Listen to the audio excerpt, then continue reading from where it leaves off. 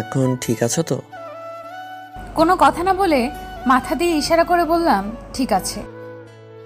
আর এইভাবে এত লজ্জা পাওয়ার কি আছে? আমি তো, তাই না? রাক্ষস, হনুমান, খচ্চর, বিড়াল, আমার মন চাইছে আমি কিস করছি। তোর সমস্যা কি? এখন তোকে সেগুলো বলতে হবে? আমাকে লজ্জা না দিলে তোর পেটের ভাত হজম হয় না, না বুঝি? আরে জোরে জোরে বলো, আমি শুনতে পাই। আস্তে আস্তে বললে তো তোমার রাগটা প্রকাশ পাবে না।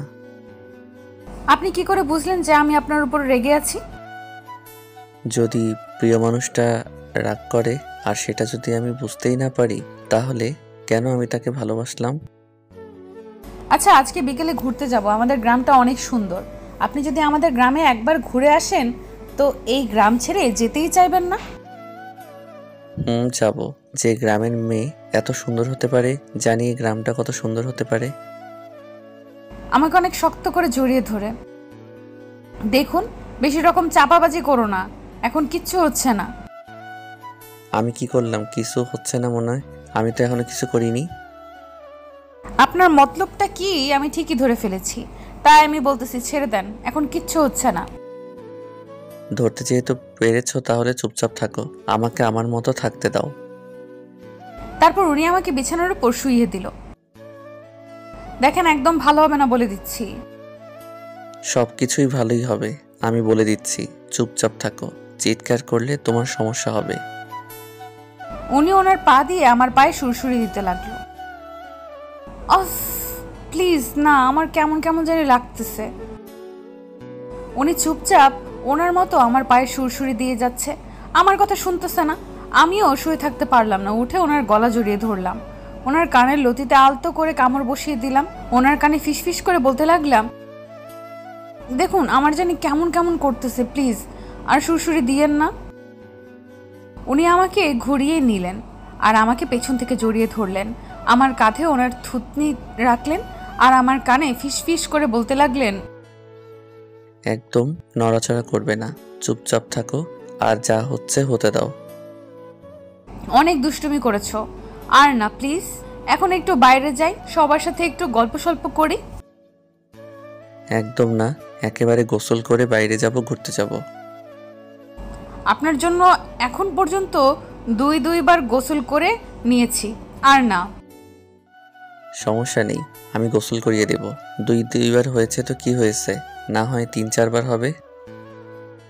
ধূমপান করবেন না, আমাকে ছেড়ে দাও, আমি বাসায় যাব। যদি ছেড়ে না দেই তো? তাহলে এখন আমি আপনাকে খুন করে ফেলবো। আচ্ছা, তাহলে এখন করে ফেলো। তাহলে কালকে পত্রিকার হেডলাইন হবে, নববধূর হাতে স্বামী খুন। কেমন দেখাবে? অনেক সুন্দর দেখাবে, আমার তো তাই মনে হচ্ছে। হ্যান্ডেলটা অনেক সুন্দর হবে, আমি পরে অনেক গর্ববোধ করব। যাই হোক, আমি আমার স্বামীকে খুন করতে পেরেছি। কি ডাইনি বউরে, আমার কপালে জুটেছে। এর দরকার নেই। এখনই ভয় পেতে চলবে? সবকিছু তো এখনো বাকিই আছে। লাগবে না, যাও ছুরি নিয়ে আসো আর আমায় খুন ফেলো। কথাটা বলে মুখ গোমরা করে আমাকে ছেড়ে দিয়ে অন্যমুখ হয়ে বসে পড়লেন। বাবা ভালোই তো অভিমান করতে জানে। যা দেখি কতক্ষণ অভিমান করে থাকতে পারেন মিস্টার। আমি চুপচাপ বিছানা থেকে উঠে নিজের শরীরে থাকা কাপড় ঠিক করলাম, কারণ বদমাসটা আমার সবকিছু লন্ডভন্ড করে দিয়েছে। আমি ওর সামনে গিয়ে দাঁড়িয়ে পড়লাম। চলো বাইরে যাব। না, আমি যাবো না, আমি একাই ঘরেই থাকবো। তুমি যাও, ঘুরে আসো। দেখো, ছোট বাচ্চাদের মতো করো না, যেটা বলছি সেটা করো। আমি যাব না। আপনাকে এখানে আনাটাই আমার ভুল হয়েছে। তার থেকে যদি আমি আমার পিচ্চি বরটাকে নিয়ে আসতাম, সেই অনেক রোমান্টিক ছিল। আমি যেটা বললাম সেটাই করতো। তাহলে আমাকে নিয়ে আসার কি দরকার ছিল? ওকে নিয়ে আসলে তো পারতে। এখন তো সেটাই ভাবতেছি, কেন যে আপনাকে নিয়ে আসলাম। পিচ্চিকে নিয়ে আসলে তো অনেক মজা হতো। এত যে রোমান্টিক ছিল, যখন যেটা করতে বলতাম তখনই সেটা করতো। যখন যেটা করতে বলতে তখন সেটা করতেও, মানে কিছু করতো নাকি? করলেই বাকি, আপনার তো কিছু যায় আসে না। কি লুইচ্ছা কোথাকার! মুখ সামলিয়ে, বুঝছেন? কিসের মুখ সামলিয়ে? যে দেবরের সাথে ইটিস পিটিস করে তার আবার? আপনি আমাকে কি বোঝাতে চাচ্ছেন বলুন তো? আমি তো তোমাকে কিছুই বোঝাতে চাচ্ছি না। তোমার কথার পরিপ্রেক্ষিতে তো কথা চলে আসতেছে। আমি তো আর কিছুই বানিয়ে বলছি না, তুমি তো সব বলতেছো। ওকে ফাইন, আপনার যা খুশি তাই ভাবতে পারেন। এখন কি আপনি বাইরে যাবেন নাকি রুমে বসে বুড়োগুলোর মতো ঝগড়া করবেন? আমাকে কোন দিক থেকে বুড়ো মনে হয় তোমার? আপনার কথাবার্তা শুনে। কি এত বড় সাহস তোমার? তুমি আমাকে বুড়ো বলতেছো? দাঁড়াও, দেখাচ্ছি মজা।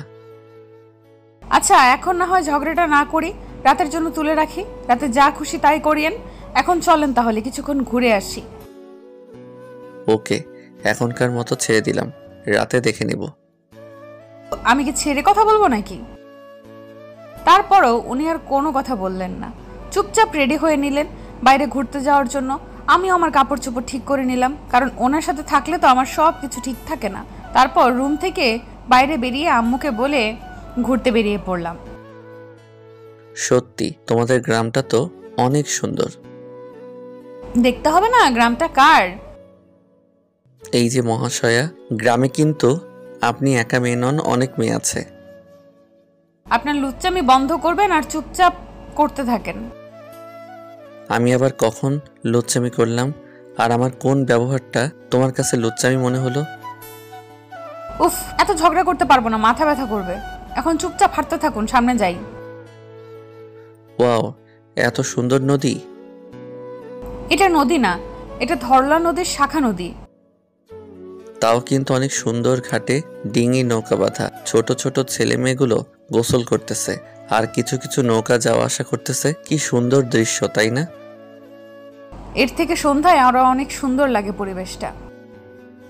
উফ, চল না সামনে থেকে একটু ঘুরে আসি, দেখি কেমন। যতই সামনে চাইবেন ততই মুগ্ধ হয়ে যাবেন। জি মহারানী, তোমার কথায় যুক্তি আছে। অনেক সুন্দর একটা গ্রাম, গ্রামের মাঝ দিয়ে এঁকে বেঁকে সুন্দর একটা ছোট্ট নদী বয়ে গেছে। নদীর দুই পাশে মানুষের বসতি। কি সুন্দর, যখন খুশি তখন নৌকায় ঘুরতে পারে, যখন খুশি তখন নদীতে গোসল করতে নামতে পারে। কি সুন্দর জীবন তাদের। শুধু সুখটাই দেখলেন, তাদের কিন্তু দুঃখ আছে। শুধু সুখ থাকবে এমন কোনো কথা না। যখন বন্যা হয় তখন কিছু কিছু মানুষের বাড়ি বন্যার পানিতে তলিয়ে যায়। বন্যাটা ক্ষণস্থায়ী হলে তেমন কোনো সমস্যা হয় না, কিন্তু বন্যাটা যখন দীর্ঘস্থায়ী হয় তখন সমস্যা দেখা দেয়। সবাই ঠিকমতো ফসল ফলাতে পারে না, যার ফলে গবাদি পশুর খাবার সংরক্ষণ করতে হিমশিম খায়। তোমার চোখে পানি, ব্যাপার কি? উনি আমাকে পেছন থেকে জড়িয়ে ধরলেন। আর এটা গ্রাম, লোকে নানা ধরনের কথা বলবে। আরে লোকের কথায় কান দিলে তো নিজের সমস্যা মনে হবে। যখন তুমি লোকের কথায় কান দেবে না, তখন দেখবে তোমার কোনো সমস্যাই হবে না। তুমি তোমার গতিতে চলতে থাকো, পাশে লোকে যা কিছু বলুক না কেন সেটা এড়িয়ে চলো। তাই তুমি তোমার লক্ষ্যে পৌঁছে গেছো। এখন যদি পিচ্চি আমাদের সাথে থাকতো, সে অনেক মজা করতো, তাই না? নিয়ে আসা ভালো ছিল। ওনাকে রাগিয়ে দেওয়ার জন্য কথাটা বললাম। কি ওই পিচ্ছি? আসলে কি আমি এত সুন্দর করে রোম্যান্স করতে পারতাম প্রকৃতির সাথে মিশে গিয়ে? আমি তো সেটাই চাইতেছি, এত রোম্যান্স করার দরকার নাই, পিচ্চিটার সাথে থাকলেই ভালো হতো। উফ, এত রাগ করার কি আছে? আমি আমার মাথাটা ওনার কাঁধে রাখলাম, কাঁধে রেখে পরিবেশটার সৌন্দর্য উপভোগ করতে লাগলাম। প্রিয় মানুষটার সাথে থাকলেই তো পরিবেশটা অন্যরকম হয়ে যায়। উনি আমার হাত ওনার হাতের সাথে মুষ্টিবদ্ধ করে ধরে রাখলেন। আমিও শান্তির নিঃশ্বাস নিয়েছি। এই বুকে নিশ্চিন্তে মাথা রেখে সারা জীবন কাটিয়ে দিতে পারবো। আলতো করে আমার কপালে ওনার ঠোঁট দিয়ে একটু স্পর্শ করে দিলেন। এখনই বাসায় যাবেন নাকি আরো কিছুক্ষণ এখানে থাকবেন? পরিবেশটা তো অনেক সুন্দর, আরো কিছুক্ষণ থাকি। ওকে, আমার কোনো সমস্যা নেই। চলো কিছুক্ষণ হাঁটাহাঁটি করি, ভালো লাগবে। এখন বাংলার আশ্বিন মাসের শেষের দিকে হালকা কুয়াশা পড়ে। এখন আর কুয়াশা পড়ে ঘাসের উপরে জমে জমে শিশির বিন্দু সৃষ্টি হয়েছে। হাঁটতে বেশ ভালোই লাগতেছিল। প্রিয় মানুষের হাতে হাত রেখে পথ চলাটা আসলেই অনেক আনন্দদায়ক। এভাবে আনমনা হয় কি ভাবতেছো? পড়ে যাবে তো। আচ্ছা, আমি কি পারবো? আপনি কি আমাকে ধরবেন না? না তো, আমি তোমাকে ধরতে যাব কোন দুঃখে? তুমি পড়লে পড়বে। কি শয়তান কোথাকার! ইঁদুর, বিড়াল, হাতি, বানর ইত্যাদি। ইত্যাদি কেন, আরো কি কি আছে সবকিছু বলে দাও, সমস্যা কি? আমি কিন্তু বলতে ভয় পাই না। তাহলে চুপ করে আছো কেন বলো, আমি শুনতেছি। আসলে এখন মনে পড়ছে না, পরে মনে হইলে বলে দিব, সমস্যা নেই। ওকে, এই যে আমি তোমার হাত ছেড়ে দিলাম, এখন তুমি পড়লেই পড়ো, আমার কিছু যায় আসে না। কুত্তা, তুই কি বললি? তোর কিছু যায় আসে না তাই না? তুমি কি বললে আমাকে? তা বলছি কুত্তা, এখন তো বলতেছিস আমার যা হয়ে যাক তোর কিচ্ছু হবে না, পরে দেখা যাবে আমিও প্রতিশোধ নিয়ে ছাড়বো। আচ্ছা, দেখা যাবে কিসের প্রতিশোধ নিতে পারো। তারপর মুখ গোমরা করে আনমনা হয়ে হাঁটতে লাগলাম ওনার সামনাসামনি, আর উনি আমার পেছনে পেছনে আসছে। আমি ওনার সাথে কোনো কথা বলতেছি না। আমারও পরানো যাহা চাই, তুমি কি তাই গো? ওনার এরকম গান শুনে আমার আরো রাগ উঠে যাচ্ছে। তুমি ছাড়া এই জীবন আর কেউ নাই, নাই গো। এবার ওনার গান শুনে আমার হাসি পাচ্ছে। এটা আবার কোন ধরনের গান? এই যে মিস, শুনেন প্লিজ, একটা কথা বলার ছিল। উনি যে ভঙ্গিতে গানের কলিগুলো বলে যাচ্ছে, আমি না হেসে থাকতে পারলাম না। আমি জাস্ট হাসি, সেটা অন্য কাউকে বুঝতে না দিয়ে। ওই জানেমান, দাঁড়াও না প্লিজ, ভুল হয়ে গেছে লক্ষ্মীটি, আর হবে না এরকম, এবারের মতো করো ক্ষমা। আমি যদি মরেও যাই তাতেও তো কারো কিছু যায় আসে না, তাহলে এখন এইভাবে পিছিয়ে পিছিয়ে আসার মানে কি? দেখো না, সন্ধ্যা হয়ে যাচ্ছে, আমার একটু ভয় লাগতেছে, গ্রাম তো, ভূত পেত নির্ভয়। আপনাকে ভূতে নিয়ে গেলেও কিছু করার নেই, পেতনি নিয়ে গেলেও কিছু করার নেই। দেখো, তুমি এত নিষ্ঠুর হতে পারো না, তুমি নিশ্চয়ই চাইবে না তুমি অকালে বিধবা হয়ে যাও। আপনি চলে গেলে আরো কত ছেলে আমার পেছনে লাইন ধরে পড়ে থাকবে, দেখতে চান?